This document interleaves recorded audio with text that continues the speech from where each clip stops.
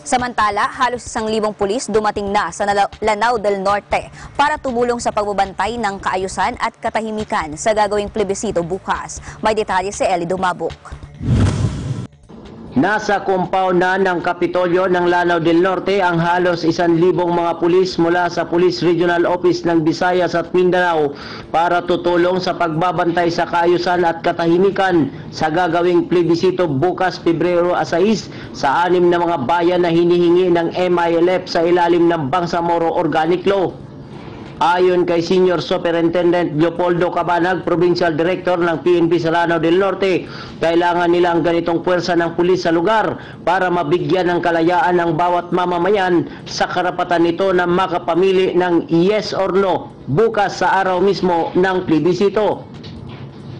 Nauna nang nagbanta ang mga breakaway group ng MILF, lalo na si Commander Bravo, na guguluhin nila ang lalawigan ng Lanao del Norte kung sakaling tagilid ang botong yes at manalo ang no na siyang pipigil para masakop sa BOL ang 6 na bayan ng Nunungan, Munay, Pantar, Taguluan, Tangkal at Balui. Hinihingi din ng MILF ang 6 na bayan ng North Cotabato. Ito ay ang bayan ng Pikit, Pigkawayan, Carmen, Alyusan, Midsayap, Kabakan na isasabay sa plebisito bukas.